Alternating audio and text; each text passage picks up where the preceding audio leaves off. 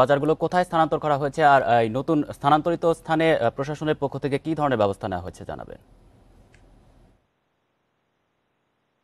জি, আপনি সংবাদে যেটি বলছিলেন যে প্রধানমন্ত্রীর নির্দেশক্রমে স্থানীয় যে কাঁচা বাজারগুলো এগুলো খোলা মাঠ অথবা স্কুল কলেজ প্রতিষ্ঠানের সামনে খেলার মাঠে নেওয়ার জন্য নির্দেশনা দিচ্ছে। সেই মোতাবেক ফেনীতেও বিভিন্ন কাঁচা বাজার যে সামনে 2-3 দিন আগে সোনাগাজীর সাবের পাইলট হাই স্কুল মাঠে সোনাগাজীর যে বড় বাজারটি রয়েছে সেই কাঁচা বাজারটি সেখানে কিন্তু সরানো হয়েছে। তারপরেই কিন্তু দাগনভূঞা দুই একটি বাজার খেলার মাঠে সরিয়ে নেওয়া হয়েছে।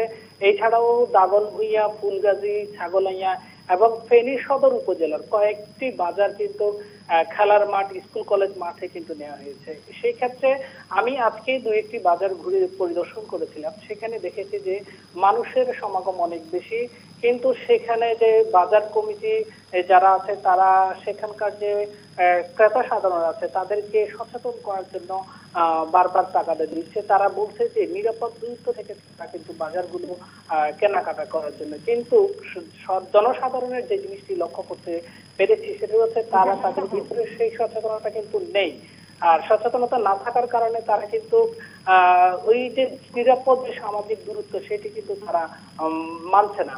এদিকে জেলা প্রশাসনের পক্ষ থেকে আমরা কথা বলেছিলাম, জেলা প্রশাসন আমাদেরকে জানিয়েছেন যে তাদের যে ভ্রাম্যমাণ আদালত রয়েছে সেই সমস্ত ভ্রাম্যমাণ আদালতগুলো বিভিন্ন বাজার ঘুরবে, তারা পরিদর্শন করবে এবং যে যে জায়গাগুলোতে যারা সামাজিক দূরত্ব মানছে না তাদেরকে তারা সেই আইনানুগ ব্যবস্থা গ্রহণ করা হবে। এদিকে আইন শৃঙ্খলা বাহিনীর কথা যদি বলি, তারাও কিন্তু বিভিন্ন বাজার টহল দিচ্ছে। এইভাবেই ফেনীর বিভিন্ন কাঁচা বাজারগুলো খেলার মাঠে স্থানান্তরিত করা হয়েছে। এটি ছিল ফেনীর কাঁচা বাজার নিয়ে আমার কাছে সর্বশেষ তথ্য। ফেনী থেকে জানাচ্ছিলেন সহকর্মী সমীর উদ্দিন।